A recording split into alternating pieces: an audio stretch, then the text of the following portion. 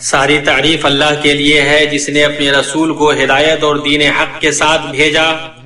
تاکہ اسے ہر دین پر غالب کرے، اور گواہی کے لیے بس اللہ ہی کافی ہے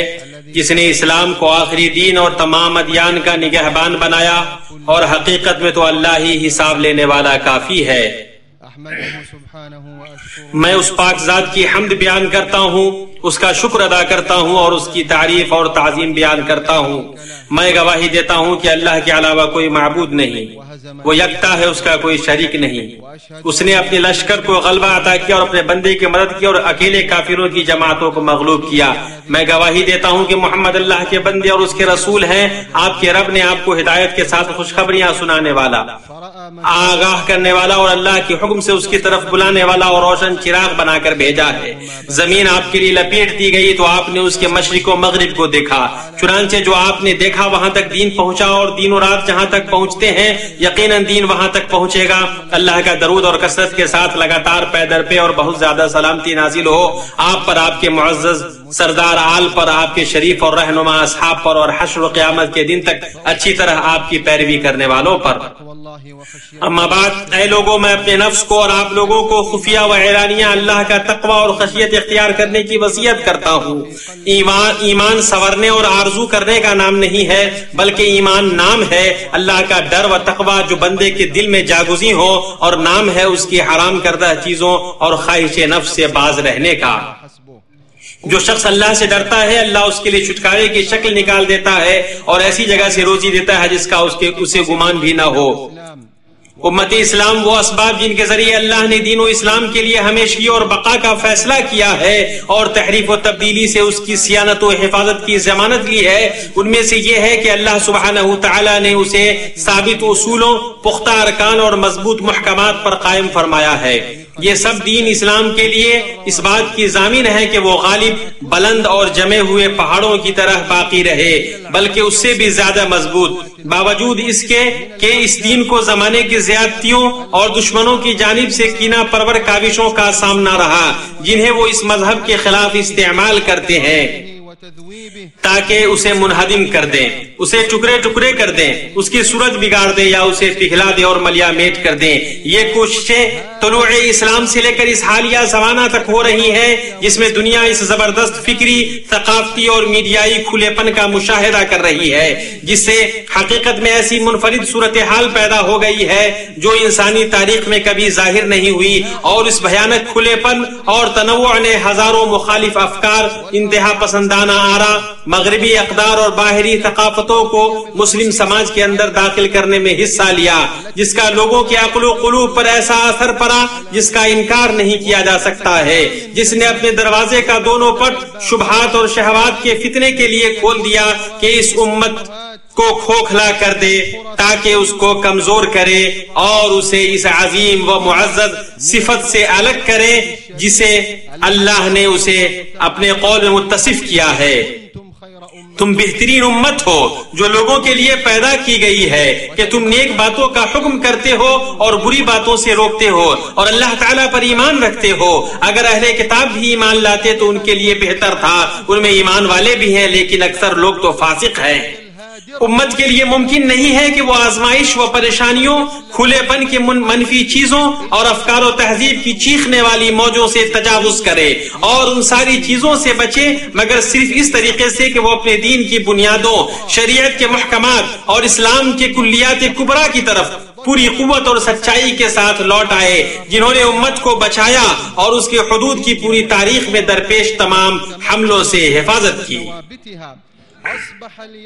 شریعت کے محکمات اور اس کے ٹھوس مسلمات کو مضبوطی سے تھامنا آج پہلے سے زیادہ ضروری ہو گیا ہے۔ اس کو سیکھنے، دراسہ کرنے، معاشرے کے افراد کے درمیان اس کو پھیلانے اور اس پر علمی، دعوتی، فکری اور صحافتی خطاب کی بنیاد رکھنے کی مسلمانوں کو اشد ضرورت ہے۔ جب شریعت کے اصول و محکمات ابتدائی مسلمانوں کے ذہنوں میں موجود تھے تو ان کے عقائد، اخلاق اور اقدار بھی محفوظ تھے، وہ فکری، عقائدی اور سماجی سلامتی کے ساتھ زندگی گزارے، اور وہ تمام در آمدہ فتنوں اور آنے والی آفتوں سے بیدار رہے، اور وہ دین کے حدود، اس کی شفافیت اور نشاط کی حفاظت اس بات سے کر سکے کہ باطل پرستوں کی تحریفات، خواہش پرستوں کی تعویلات اور غلو پسندوں کے جھوٹے دعوے اسے مٹائیں، یہاں تک کہ اسلام ہمارے پاس صاف ستھرا اور تر و تازہ پہنچ گیا۔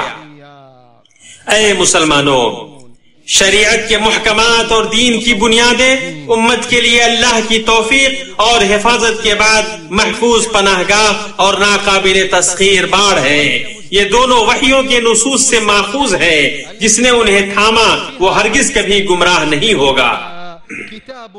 یہ ایسی کتاب ہے کہ اس کی آیتیں محکم کی گئی ہے، پھر صاف صاف بیان کی گئی ہے ایک حکیم باخبر کی طرف سے۔ نبی صلی اللہ علیہ وسلم نے فرمایا، دیکھو مجھے قرآن اور اس جیسی چیز دی گئی ہے۔ اسے احمد اور ابو داؤد نے روایت کیا ہے۔ اللہ تعالیٰ نے ان محکمات اور مسلمات میں سے میں ایسے تعجب خیز خصائص اور امت کی بقا، دوام، عام حفاظت اور مدد و غلبہ کے اسباب رکھے ہیں جو ان محکمات اور مسلمات کو اس قابل بناتے ہیں کہ وہ مرور زمانہ کے ساتھ نسل در نسل امت کی وجود اور اس کی شادابی کی بہترین طریقے سے حفاظت کر سکیں۔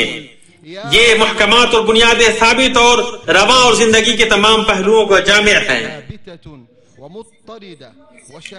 یہ اللہ کی حفاظت کی وجہ سے محفوظ ہے، جو نہ منسوخ ہوئی ہے اور نہ بدلی گئی ہے، اور نہ کوئی انہیں غلاظن کر سکتا ہے اور نہ ان کو برطرف کر سکتا ہے۔ یہ بہت اچھی طرح واضح ہے، انہیں نہ کوئی جائز تعویل چھو سکتی ہے اور نہ تحریف، جبکہ ان پر مختلف طریقوں سے حملہ کرنے والوں کی کثرت ہے۔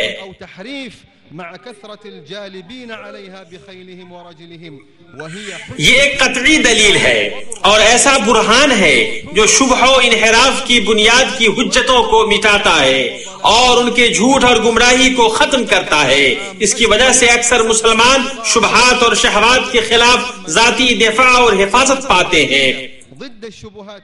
تو وہ اس سے دھوکہ نہیں کھاتے ہیں اور نہ اس کے پیچھے چلتے ہیں۔ حقائق اسلام اور اس کی کلیات کی ہر طرح کی تحریف، تعطیل اور مسخ سے نفرت کرتے ہیں۔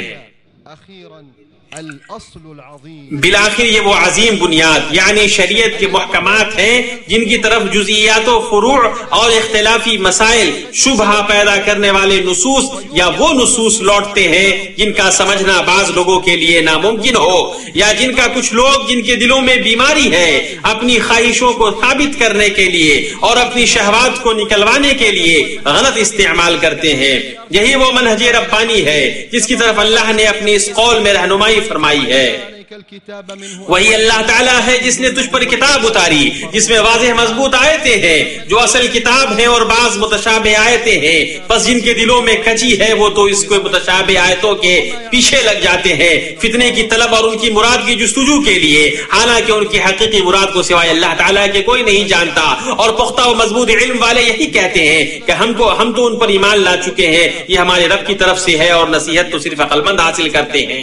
محکم آیتوں کو اللہ سبحانہ نے اصل عظیم بنایا ہے، اور وہ ام کتاب غموس کی وجہ سے اگر کبھی اشتباہ ہوتا ہے یا معنی میں پوشیدگی ہوتی ہے تو یہ نسبی اشتباہ ہے، نہ تو یہ سارے نس میں ہے اور نہ ہر ایک کے یہاں ہے۔ دونوں وحیوں کے نصوص میں یہ بہت ہی کم ہے۔ علم کے راسخ لوگوں کا منہج یہ ہے کہ وہ متشابہ کی تفسیر محکمات سے کرتے ہیں اور ان میں توفیق پیدا کرتے ہیں جس سے متشابہ کا معنی واضح اور ظاہر ہو جاتا ہے۔ وہ ثابت نصوص کو تسلیم کرتے ہیں، بعض کو بعض پر نہیں دے مارتے ہیں۔ وہ ایمان رکھتے ہیں کہ دونوں وحی کے نصوص من جانب اللہ ہے، چنانچہ اس میں تضاد اور تعارض ممکن نہیں ہے۔ یہی منہج علم میں راسخ لوگوں کا ہے، اسی کی اللہ نے رہنمائی فرمائی ہے۔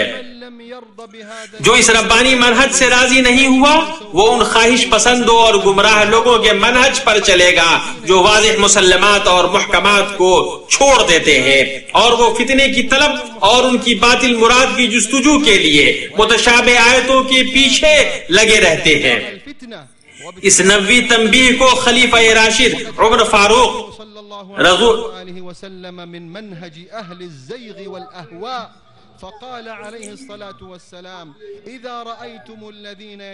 جسے نبی صلی اللہ علیہ وسلم نے بیان فرمایا،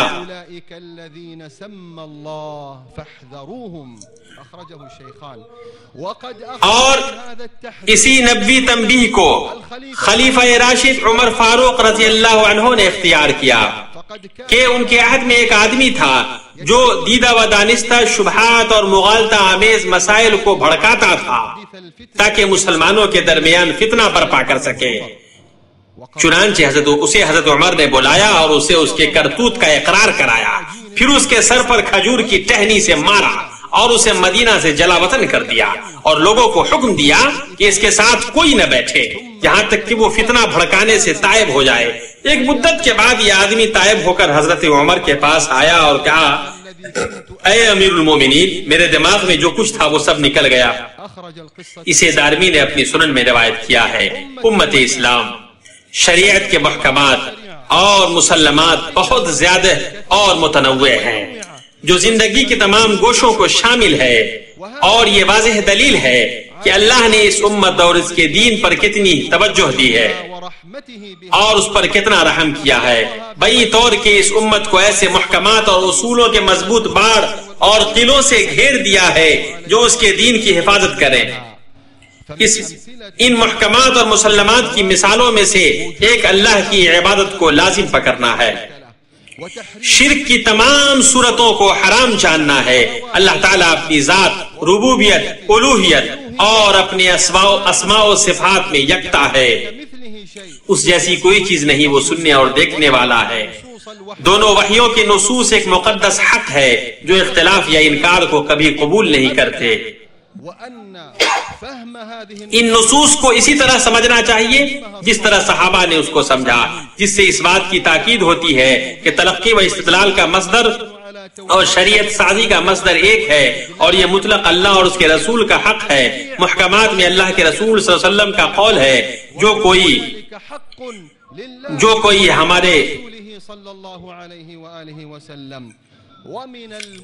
ہمارے اس دین میں کوئی نئی چیز ایجاد کرتا ہے جو کہ اس میں نہ ہو، وہ مردود ہے۔ اور جب فرقہ ناجیہ کے بارے میں پوچھا گیا تو آپ صلی اللہ علیہ وسلم نے فرمایا، جس پر میں اور میرے اصحاب ہیں۔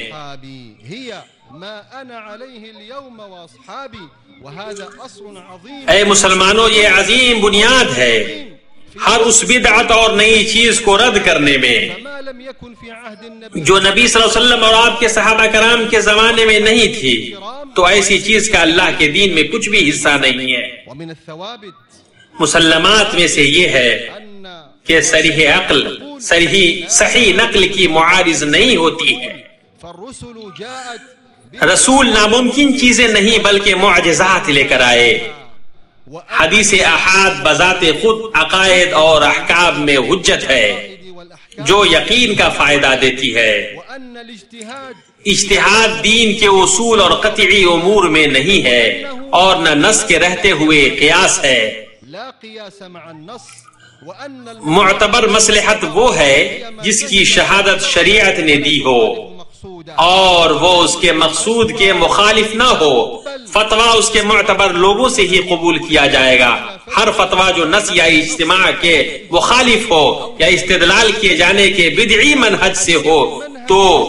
یہ مردود اور نامنظور ہے۔ 5 ضرورتوں کی حفاظت جن کے بارے میں تمام الہی شریعتوں نے حکم دیا اور اس کی حفاظت کی، وہ دین، جان، عقل، عزت اور مال ہے۔ ان 5 ضرورتوں کا خیال رکھتے ہوئے ہی معاشروں کی بھلائی، ان کا قائم رہنا اور ان کے نظام کی درستگی ہے۔ اس کے مقابلے میں شریعت نے ان تمام قبیح چیزوں کو حرام قرار دیا جن سے ہر طرح کا شر اور مصیبت امت میں داخل ہوئی، اور یہ اللہ کے اس قول میں مذکور ہے۔ آپ فرما دیجئے کہ البتہ میرے رب نے صرف حرام کیا ہے ان تمام فحش باتوں کو جو اعلانیہ ہیں اور جو پوشیدہ ہیں، اور ہر گناہ کی بات کو اور ناحق کسی پر ظلم کرنے کو، اور اس بات کو کہ تم اللہ کے ساتھ کسی کو ایسی چیز کو شریک ٹھہراؤ۔ شریعت کے مسلمات میں سے سورہ انعام کے آخر میں وارد 10 وصیتیں اسی طرح سورہ اسراء کے شروع کی 10 منع کردہ چیزیں، سورہ شورا کے 10 جملے، سورہ لقمان کے میں وارد آداب، سورہ نور اور سورہ حجرات کے عام آداب و اخلاق، اور وہ آیات و احادیث جو حجاب، پردہ اور پاکدامنی کا حکم دیتی ہے، اور جس کی وجہ سے بہت سارے فتنے اور شبہات کا خاتمہ ہوتا ہے۔ یہ سب شریعت کے مسلمات ہیں۔ اللہ کے بندو، دین کے مسلمات میں سے یہ ہے کہ جو اسلام میں یقین کے ساتھ داخل ہوا تو وہ یقین کے ساتھ ہی نکلے گا۔ چنانچہ ایسے مسلمان پر تکفیر کا اطلاق جائز نہیں ہے مگر تکفیر کے شروط کے پورے ہونے اور موانع کے ختم ہونے کے بنیاد پر۔ وہ نصوص جو معروف میں حکمرانوں کی اطاعت کا حکم دیتے ہیں، ان سے خروج کو حرام قرار دیتے ہیں، ان کے ظلم پر صبر کرنے اور حکومت میں ان کے ساتھ لڑائی نہ کرنے کا حکم دیتے ہیں، ان محکم بنیادوں میں سے ہے جو معاشروں کے استحکام کی حفاظت کرتی ہیں اور جاہلوں کی لاپرواہی اور احمقوں و غافلوں کی بیوقوفی سے ان کو بچاتی ہے۔ وہ نصوص جو اجتماعیت، وحدت، الفت، محبت، ایمانی اخوت، مسلمانوں کی جماعت اور ان کے امام کو لازم پکڑنے کا حکم دیتی ہیں اور تنازع اور مذموم اختلاف سے متنبہ کرتے ہیں، وہ شریعت کے ان عظیم ترین محکمات میں سے ہیں جو امت سے گروہوں، جماعتوں، فریقوں اور گروہ بندیوں کے فتنوں کو دور کرتے ہیں۔ امت اسلام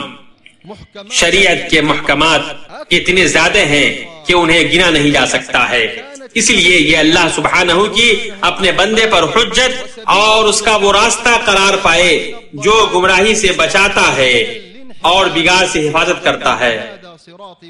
اللہ کا فرمان ہے، اور یہ کہ یہ دین میرا راستہ ہے جو مستقیم ہے، سو اس راہ پر چلو اور دوسری راہوں پر مت چلو کہ وہ راہیں تم کو اللہ کی راہ سے جدا کر دیں گی۔ ابن مسعود رضی اللہ عنہ کا قول ہے، ان قریب مشتبہ امور ہوں گے تو تمہیں سنجیدگی اختیار کرنی ہے، تمہارا خیر میں تابعدار رہنا اس بات سے بہتر ہے کہ تم شر میں سردار بن جاؤ۔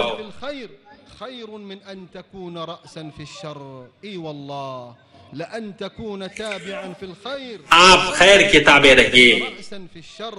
اسے مصنف ابن شیبہ نے روایت کیا ہے۔ عمر بن عبدالعزیز رحمہ اللہ کا قول ہے، اللہ کے رسول صلی اللہ علیہ وسلم اور ان کے بعد ان کے ولاۃ امر نے ایسی سنتیں ایجاد کی جن پر عمل کرنا کتاب اللہ کی تصدیق، اللہ کی اطاعت کی تکمیل اور اللہ کے دین پر قوت ہے۔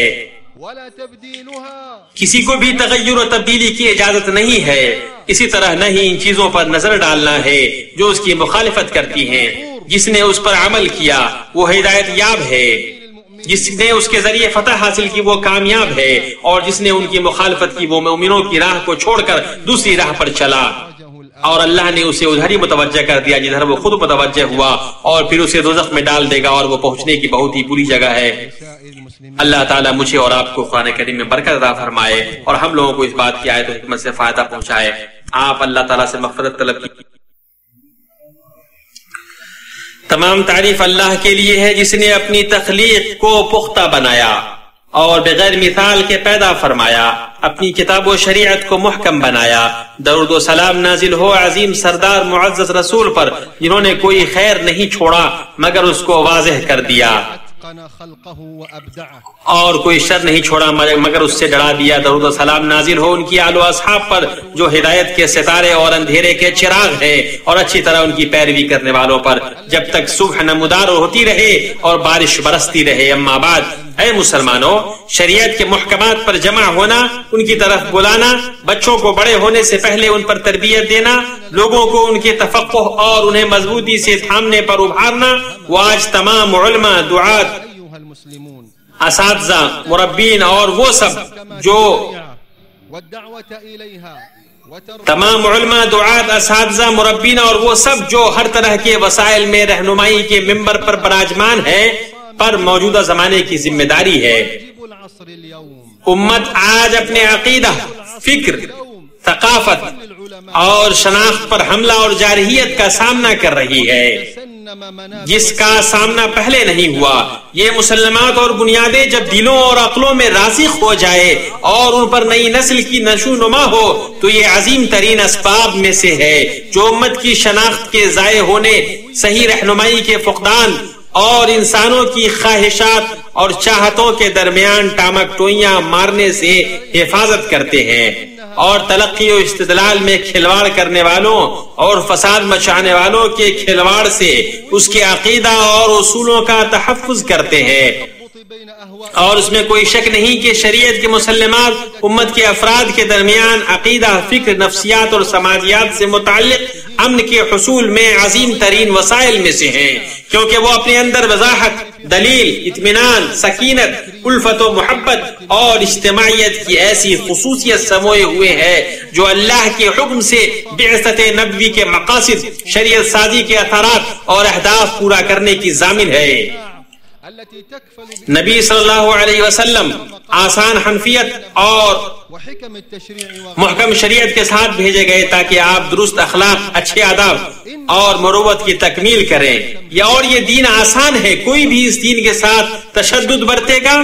دین اس پر غالب آ جائے گا۔ اسی وجہ سے یہ ضروری ہے کہ ان تمام وسائل و اسالیب سے دور رہا جائے جو محکمات کے مخالف ہو اور ایسی اصل اور کلیہ بننے کے لائق نہ ہو جس پر امت اکٹھی ہو سکے، بلکہ عوام میں بے چینی پیدا کریں اور ان میں التباس اور فتنہ لائیں، کیونکہ شریعت کے محکمات کے خصائص میں سے یہ ہے کہ وہ امت کو جمع کرتے ہیں، اس کے افراد کے درمیان قربت پیدا کرتے ہیں اور فتنہ، براہ روی اور مذموم اختلاف سے روکتے ہیں، اور دین کی بنیادوں اور شریعت کے محکمات پر امت کی تربیت اللہ کے حکم سے فکری اور اخلاقی انارکی سے بچائے گی، اور جعلی دینداری، اللہ کے دین میں تلون مزاجی اور لوگوں کے اقوال اور خواہشوں کے درمیان چکر لگانے سے تحفظ فراہم کرے گی، جس نے زیادہ ہی نقصان پہنچایا اور زیادہ ہی بگاڑ پیدا کیا اور اسلام کی صاف ستھری آسان تصویر کو مسخ کیا۔ اس کے مقابلے میں محکمات دلوں میں سچی، سنجیدہ دینداری اور ایسی مسلم شخصیت پیدا کرتے ہیں اور ایسی مسلم شخصیت پیدا کرتے ہیں جو اپنے دین اور اصولوں پر ناز کرے اور نہ مزین قول، نہ حکیم کے انحراف اور نہ زبان داں منافق کے جدل سے دھوکہ کھائے۔ یہ سخت ترین چیزوں میں سے ہے جس سے نبی صلی اللہ علیہ وسلم ڈرتے تھے، جیسا کہ آپ صلی اللہ علیہ وسلم سے ثابت ہے، میں تم پر اپنے بعد سب سے زیادہ جس چیز سے ڈرتا ہوں وہ ہے ہر زبان داں منافق۔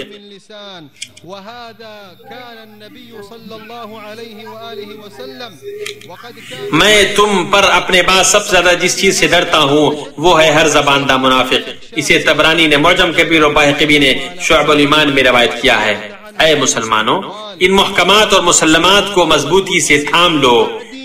کیونکہ یہ اللہ کی مضبوط رسی ہے، اسی پر جمع ہو جاؤ، باہم ایک دوسرے کو اس کی تعلیم دو اور اپنے آپ کو، اپنے بیٹوں اور گھر والوں کو سکھلاؤ، اس لیے کہ یہی نجات، بچاؤ اور کامیابی ہے۔ سید المرسلین صلی اللہ علیہ وسلم کی سنت اور ان کی مبارک و معطر سیرت کو لازم پکڑو، اس پر عمل کرو، اس کو پھیلاؤ، اس کو زندہ کرو اور اس کے ذریعے اپنی مجلسوں کو معطر کرو، اس لیے کہ سنت نبوی اور سیرت مصطفی قرآن کی محکم آیات کی عظیم ترین شرح ہے۔ یہ اس کے مجملات کی وضاحت کرتی ہے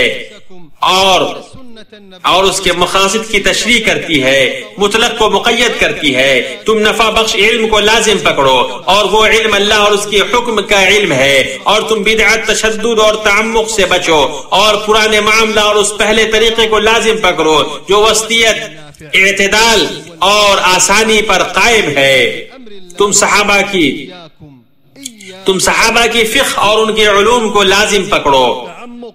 ان کے آثار کی اقتداء کرو اور ان کی ہدایت کو لازم پکڑو، کیونکہ وہ نبی صلی اللہ علیہ وسلم کے بعد امت کے افضل ترین لوگ، سب سے نیک دل والے، سب سے گہرا علم والے اور سب سے کم تکلف والے ہیں۔ اس شاندار، بیش بہا، جامع، مانع وصیت پر غور کرو۔ ارباز بن ساریہ رضی اللہ عنہ سے روایت ہے کہ ایک دن ہمیں رسول اللہ صلی اللہ علیہ وسلم نے نماز پڑھائی،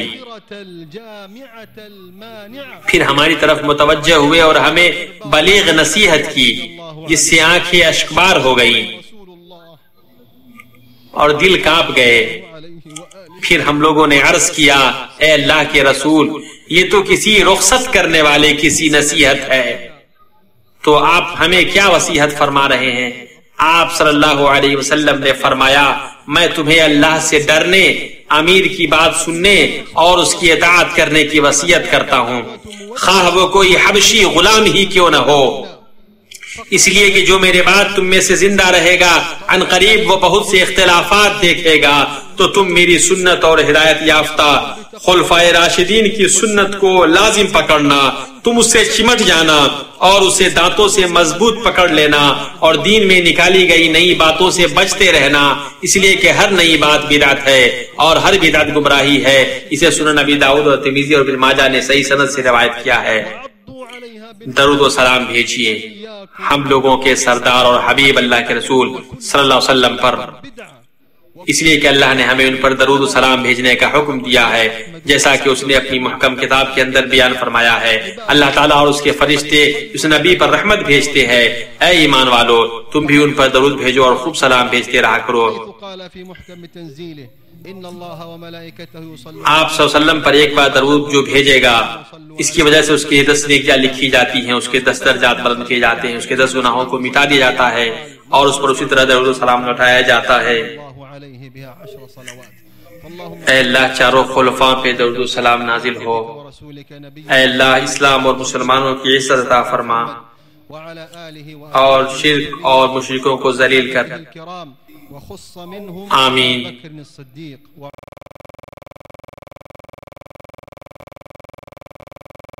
إن الله وملائكته يصلون على النبي يا أيها الذين آمنوا صلوا عليه وسلموا تسليما. وثبت عنه صلى الله عليه وآله وسلم أنه قال: من صلى علي صلاة واحدة صلى الله عليه بها 10 صلوات. فاللهم صل وسلم وبارك وأنعم على عبدك ورسولك نبينا وحبيبنا وسيدنا وقدوتنا محمد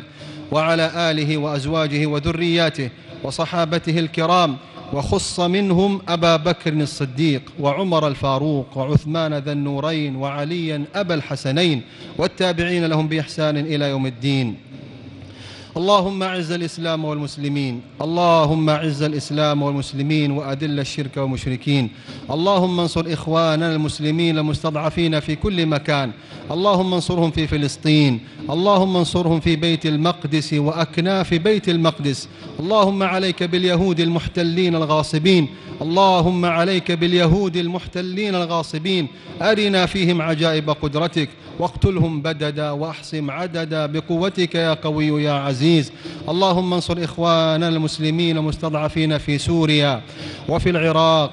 وفي اليمن وفي أراكان وفي كل مكان يا رب العالمين. اللهم انصر إخواننا المجاهدين المرابطين على الحدود، اللهم انصر إخواننا المجاهدين المرابطين على الحدود، اللهم كن لهم عونا ونصيرا ومؤيدا وظهيرا بقوتك يا قوي يا عزيز. اللهم وفق جميع ولاة المسلمين للعمل بكتابك وسنة نبيك صلى الله عليه وآله وسلم، واجعلهم رحمة على رعاياهم وشعوبهم يا رب العالمين. اللهم وفق ولي أمرنا لما تحبه وترضاه، اللهم وفق ولي أمرنا لما تحبه وترضاه، اللهم وفقه ونائبه لما فيه صلاح البلاد والعباد، واجعلهم مفاتيح الخير مغالق للشر برحمتك يا أرحم الراحمين. اللهم اغفر لنا ولوالدينا، اللهم اغفر لنا ولوالدينا ولجميع المسلمين والمسلمات الأحياء منهم والأموات برحمتك يا أرحم الراحمين. اللهم اغفر لنا وارحمنا وعافنا واعف عنا